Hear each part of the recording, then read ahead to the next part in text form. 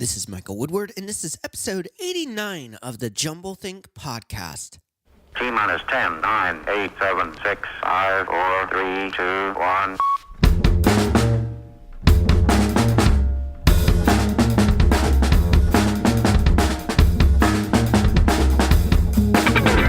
Welcome to the Jumblethink podcast, a podcast focused on telling the stories of dreamers, makers, innovators, and influencers. Along the way, we give you some tips and ideas of how you can chase your own big ideas and dreams and create the world you want to live in. Our guest on today's episode is Jeff McManus. More about Jeff in a moment. Our guest on Monday's episode is Tim Fulton. He is a nationally recognized small business consultant and advocate with more than 30 years of experience. He's written 2 books, Small Business Matters and The Small Business Matters and All That Jazz. He has served as the assistant director at the SBDC at Clayton State University, and he's also served as the director of Family Business Institute at Florida International University.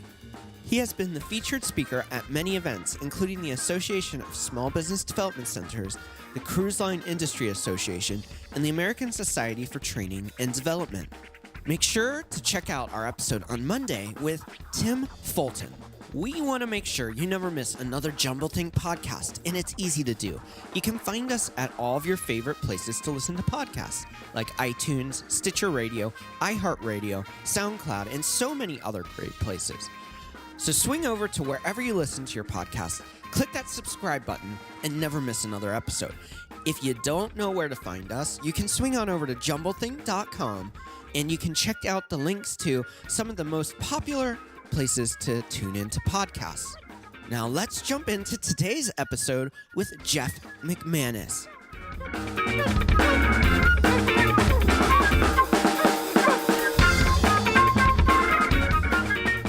Hey there, my name's Mike Woodward, and I am the host of the Jumblethink podcast. Super excited to have you along with us today on this episode.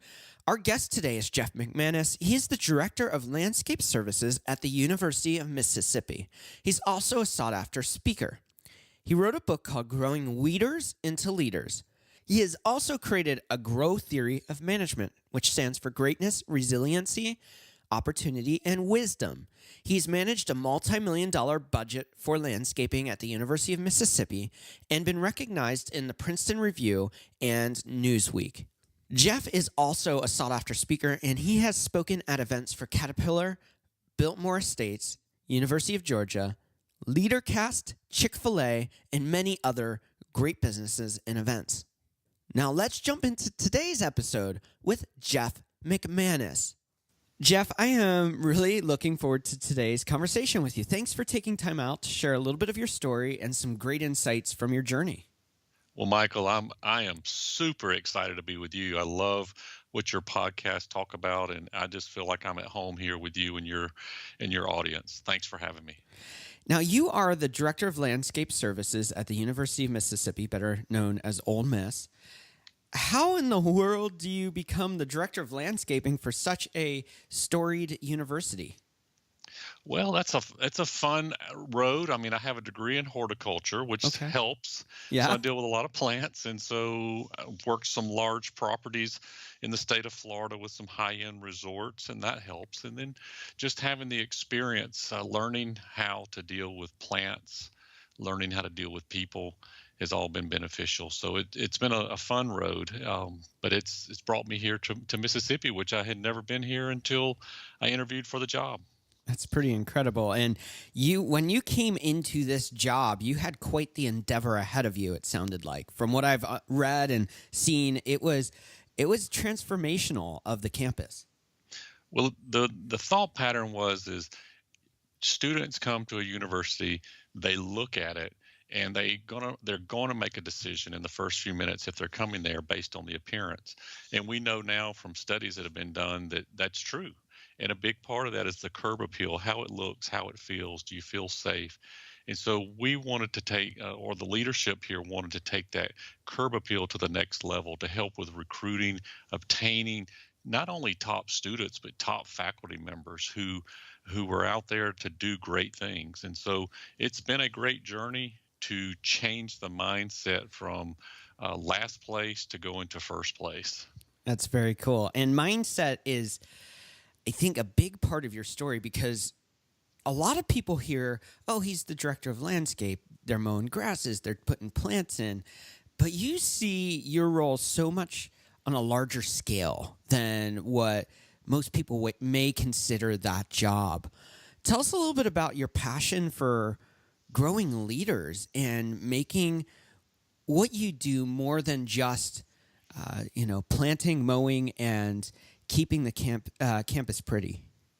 Well, you're right. Those are the tasks we do. But if you step back, Michael, and think about what is it that we really, really do in the big picture of things, if you go to a 40,000 foot elevation, you start looking and saying what we really do is kids come here, students come here, they become doctors, they become lawyers, they become authors, and they go on and they become tops in their field. They become the best at what they do. They cure cancer. They write great novels. They put people into space. And we know if we're helping recruit these kids that in a very small way, we're helping in this greatness. We're changing lives and we're a part of that in a small way. So we paint the picture that we're cultivating greatness with our staff. Our staff is out there nurturing and growing plants, but what they're really doing is they're growing lives and changing lives. And that's a bigger picture. That's a bigger purpose. It's a bigger passion. Yeah, I mean, you think of people a lot of times in these type of jobs of getting they're getting dirty on the campus. They're doing the work, and a lot of people look down on those jobs and just see them as kind of basic jobs. But you're really doing something beautiful with growing and developing leaders beyond just having these staff members who are doing the work. You're pouring into them. You're creating a culture that's really shifting how they even view themselves. Absolutely.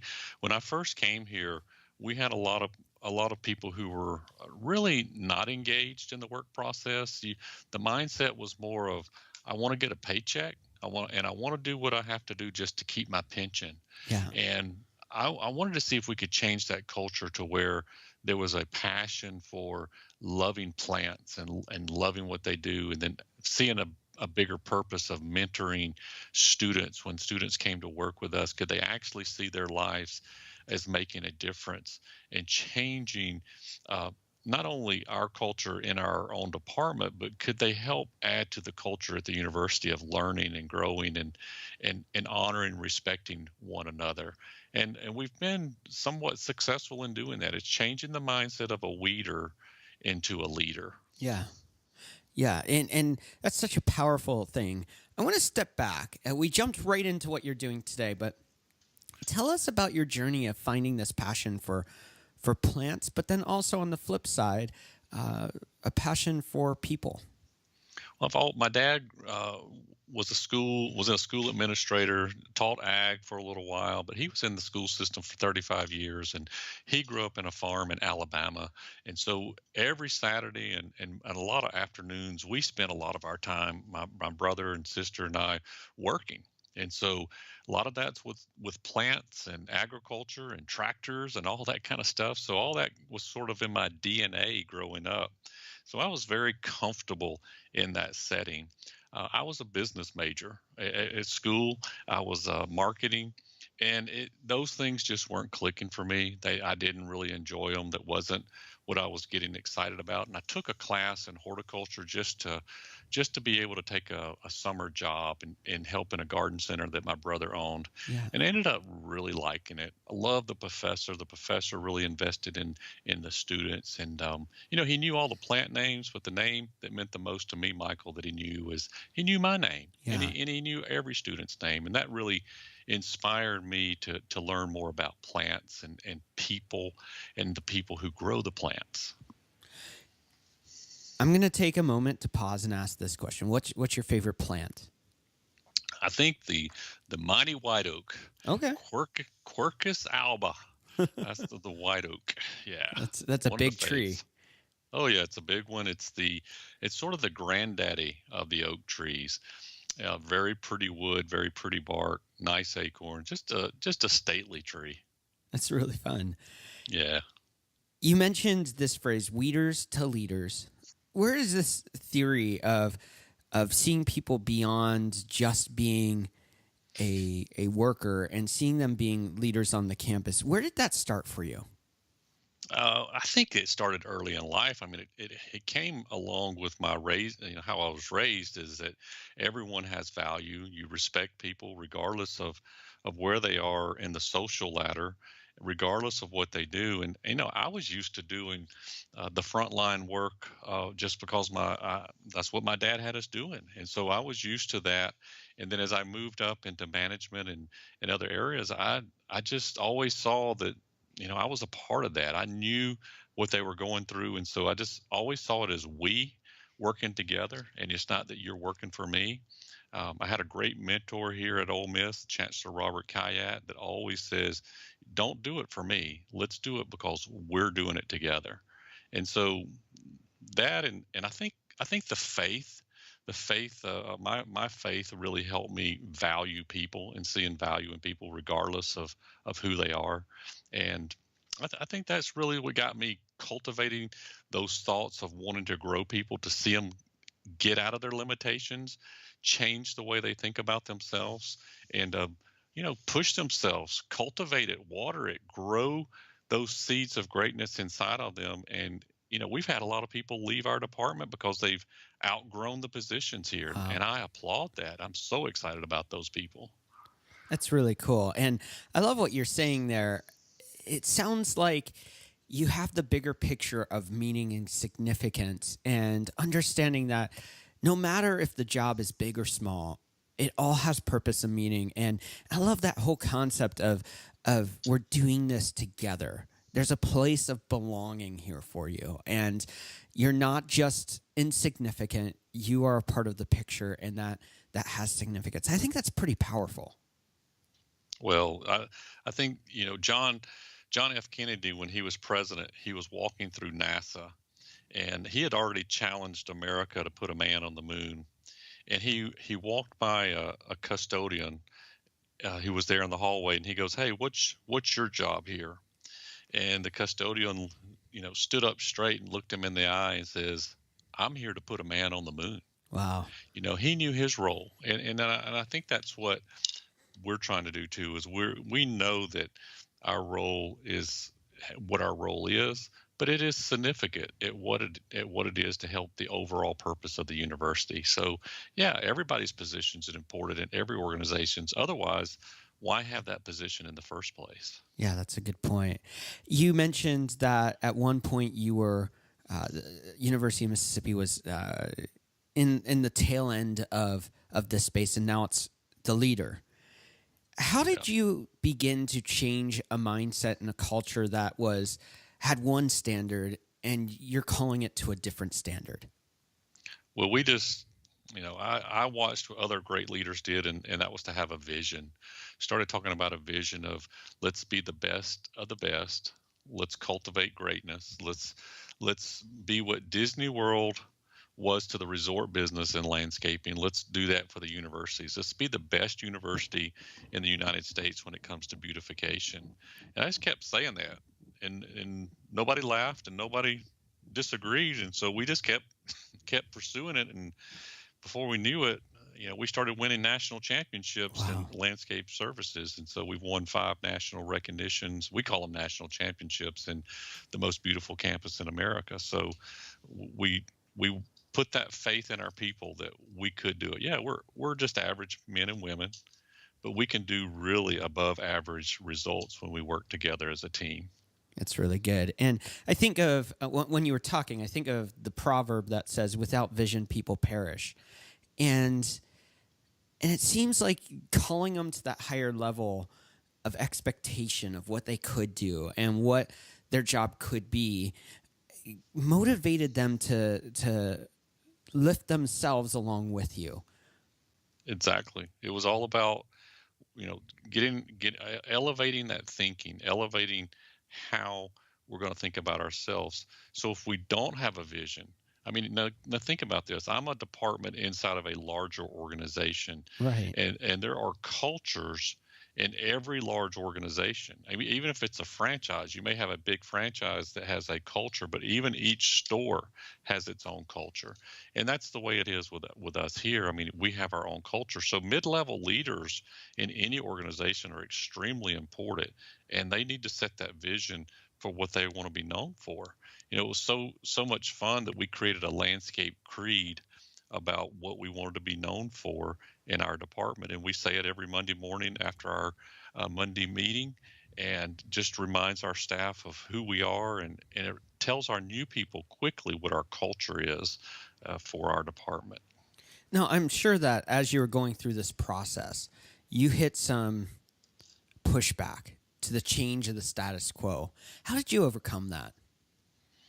Well, the easiest way for me to deal with pushback was to be transparent and to involve people in the process. I mean, I knew the overall direction we needed to go, so I cast the vision originally, and then later, as we modified that, we got people involved in it, and it's amazing how much you can get rid of the pushback when you include people to get the buy-in, when it becomes theirs, and you get a buy-in for the direction we're going, and then let them start working out the challenges.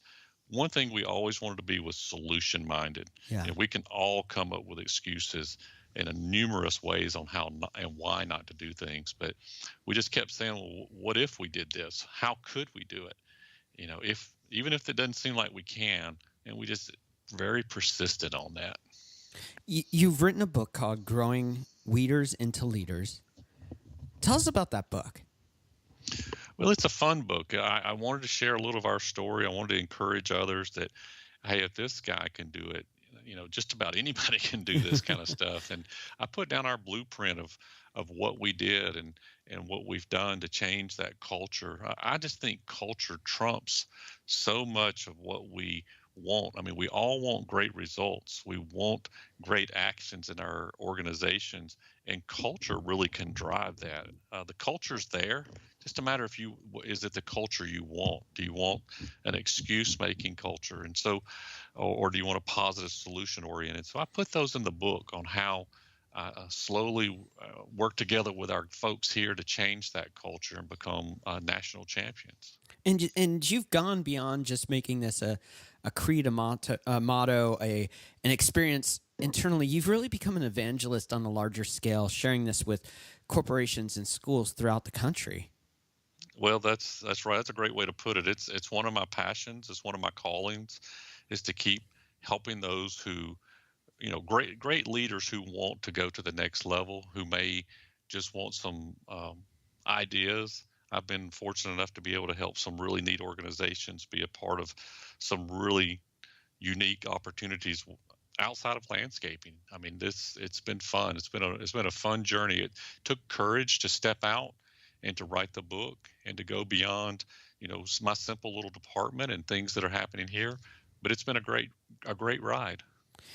In the book, you are talking about transforming people from what they were and what they could be. And you mentioned even how you've had team members go on to fill other positions, other roles, because they outgrew the job that they had.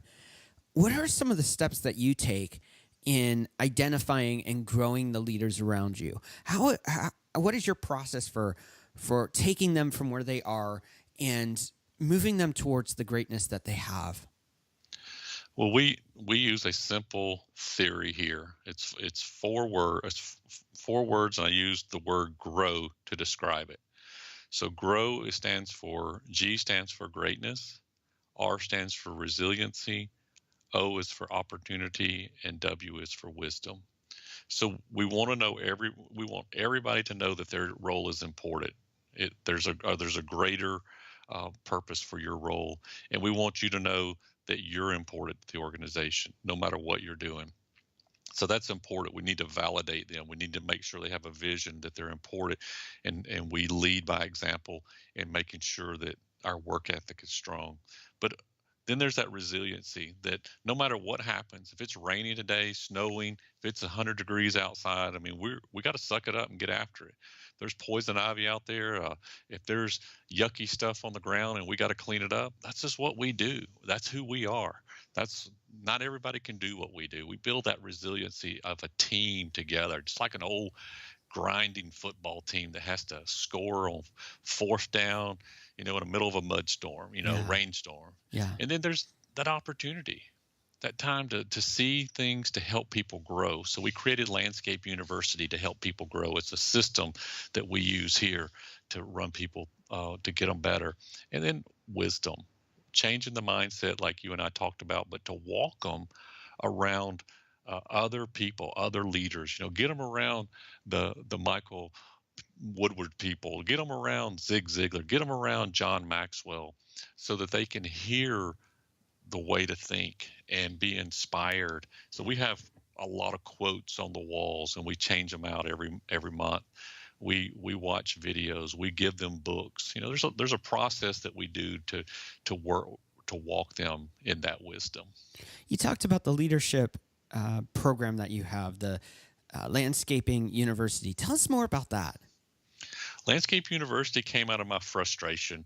I was just so frustrated. I was repeating everything I had to do. We have new people come in, we'd lose people, and the standards would change from what I knew the standards needed to be, from this high-end look, and they would just sort of disappear. And I was just really frustrated with how much time it was taking me, how much energy and repetition with our team. I said, there's got to be a better way. And so we came up with this great way of developing people. When they come in the very first day of work, they go through class 101, which is our vision. And we have it all written down. It's a short class. And we just systematically walk people through the process of what our standards are. And it's amazing how empowering it is to our team, not only for our new people, but our people that have been here, because they help write the classes. And it just gives them all accountability to each other. It used to be that I had to walk around, or my supervisors would say, hey, this isn't up to standard. But now they're holding each other accountable because they've gone through Landscape University. They know the standards and they're a part of it. It's been an absolute game changer for me, because it has freed up a lot of my time. It's really cool, setting up the expectation and then having the accountability to follow through with the expectation.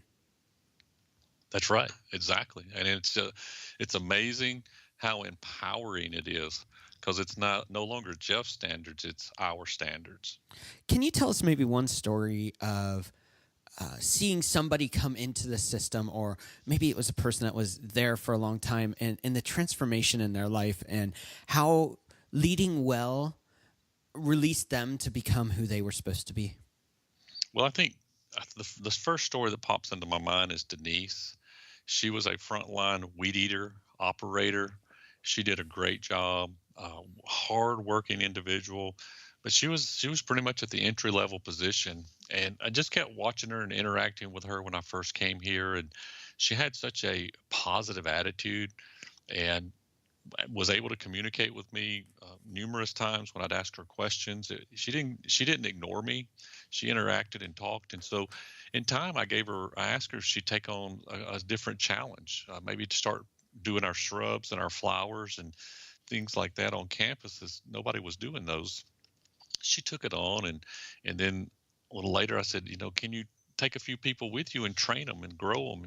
And, she had some initial pushback because she didn't want to lead people. She initially just wanted to just do her own thing. And then it's a lot easier if you don't have to lead other people. And yeah, she eventually said, hey, I'll do that. I'll try it. And I'm telling you, she did a great job. She became a supervisor, was great. And I got more responsibility as the years went on. And I was looking for somebody to even step up to run the day-to-day operations in our landscaping area. I was taking over the airport, and I was taking over the golf course. And I looked at her and I said, Denise, you're the person to do this. And she pushed back. She didn't necessarily want to do it. She didn't have that confidence that she could do it. But we let her ease into it. and gave her the backing that she needed and the confidence she needed. And she's done a great job. She runs day-to-day operations and just, went from that frontline entry to now she's running the day-to-day in a very male-dominated industry. She's done a super job of growing herself and inspiring others. That's really, really cool. You've obviously grown an amazing organization around you. What's the next thing on the horizon for you when it comes to where do you want to see what you've built go next? Well, I think the challenge for us is, instead of just me teaching classes to our community, like I do a lot of classes for maybe how to prune and how to do flowers, is we're seeing our staff or challenging our staff to start thinking about them doing the teaching. That we already do that internally. Our staff is teaching each other, and used to be that I did all the teaching, but now the staff teaches in our meetings. But I want to see our staff go out and do the community teaching, where they're teaching others and they're looked upon as the leaders in the community, and things like that, where we're stepping out. They're getting challenged, but they're also being recognized as in their profession as one of the best. That's really cool.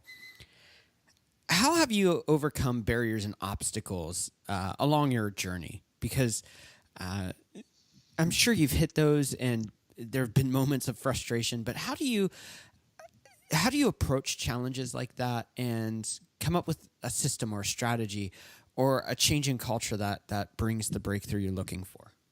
I don't know that I handle them very well at all, but since you asked, eventually we get through it. But I found a couple of things that work for me.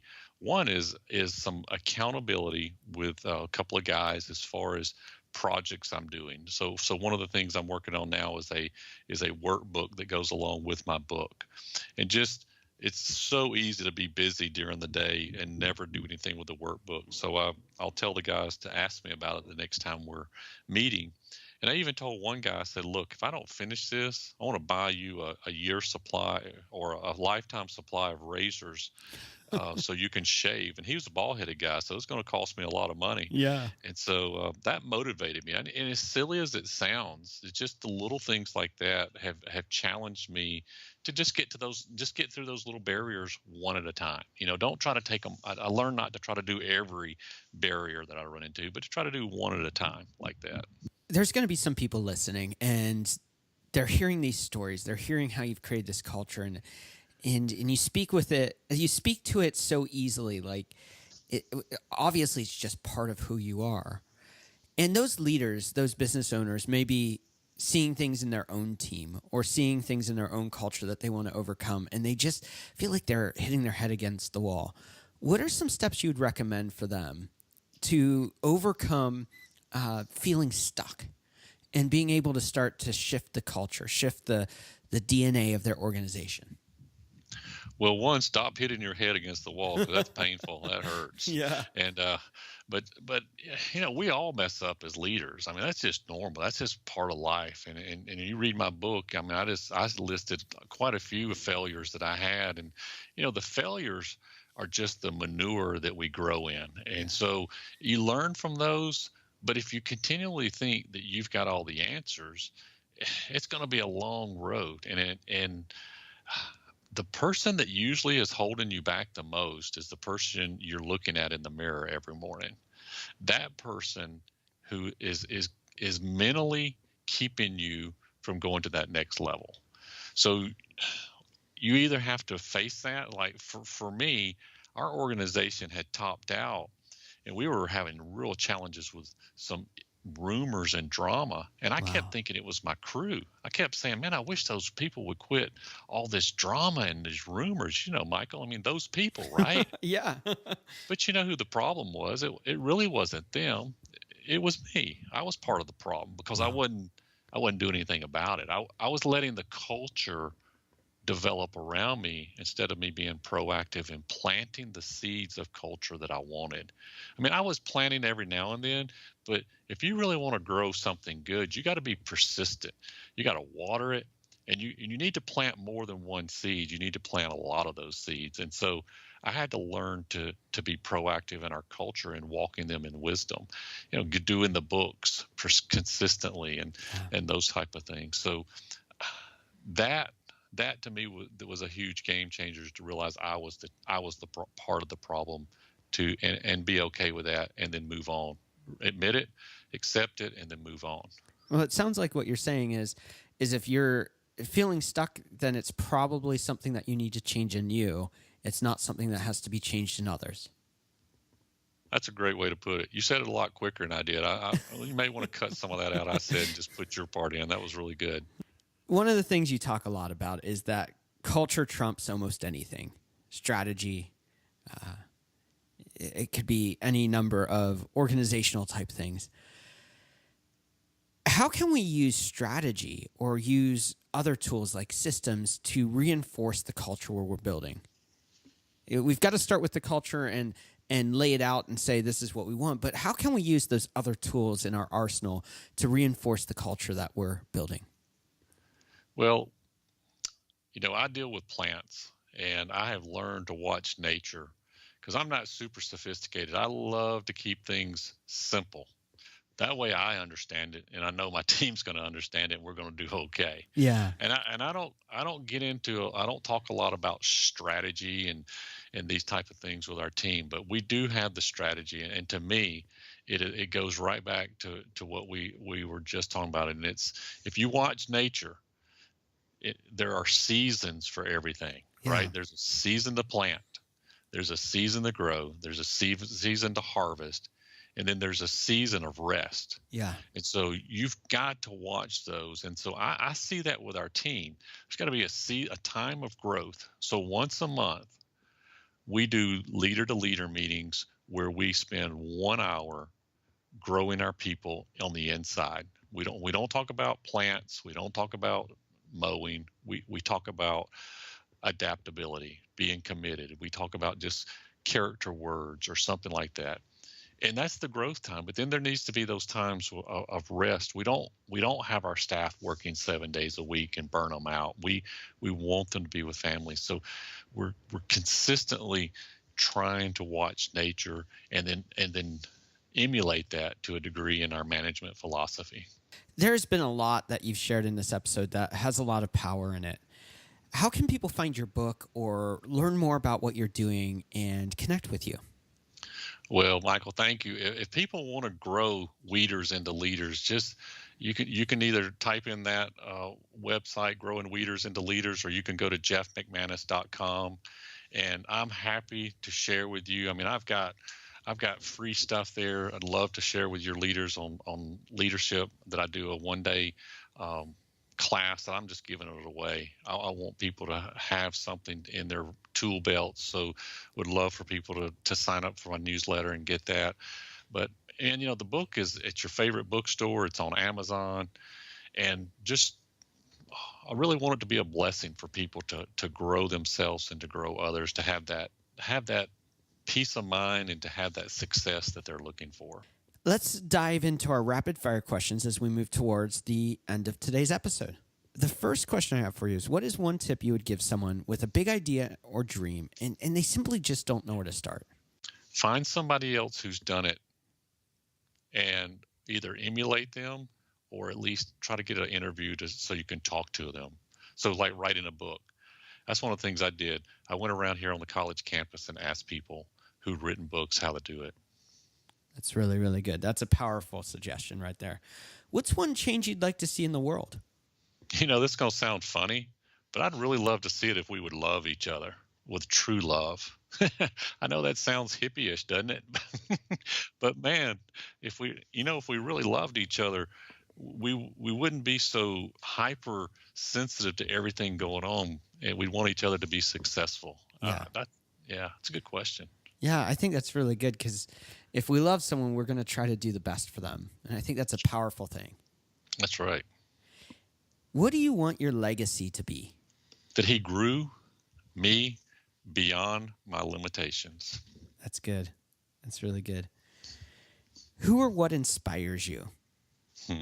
Man, there's a long list on that. There's a lot of people, and one of my heroes was Zig Ziglar.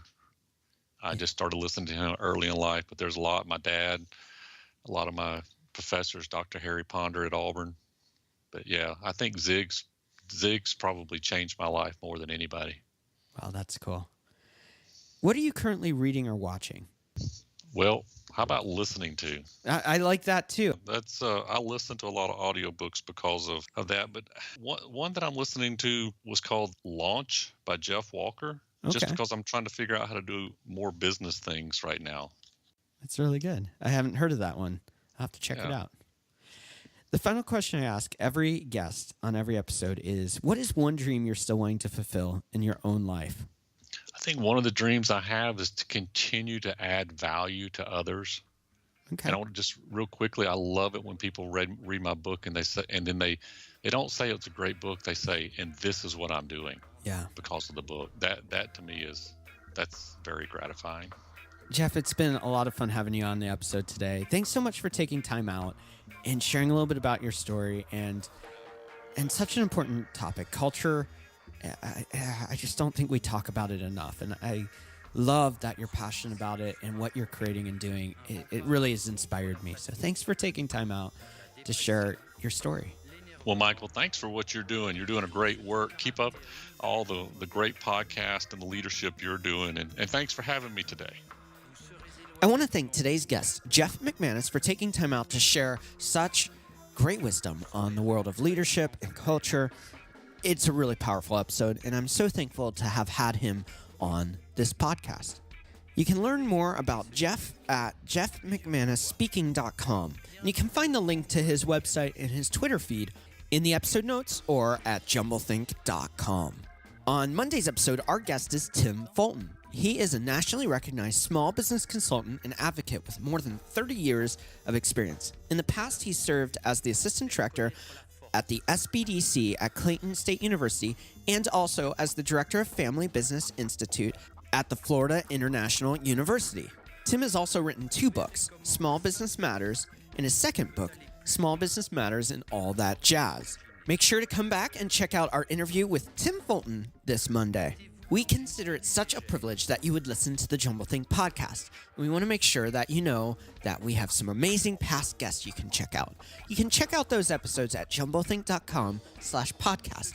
You'll also find links to some of the best places to listen to the podcast, whether that's Stitcher Radio, iHeartRadio, iTunes, or Google Play.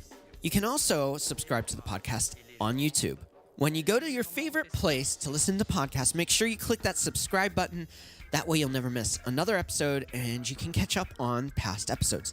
Thanks again for tuning in. I want to encourage you, if you have a big idea and dream or a passion that's burning deep inside, today is the right day to start chasing that dream. Go out there, do something, one little step to move your dream, that big idea forward, and start changing the world around you. Thanks again for tuning in to the Jumblethink podcast. Vous êtes une autre personne. Les mères de famille, les enfants, peuvent également prendre un moment revitalisant dans quelques mois, lorsque vous aurez bien saisi la technique et que vous serez maître de votre corps. Vous pourrez vous décontracter même en travaillant.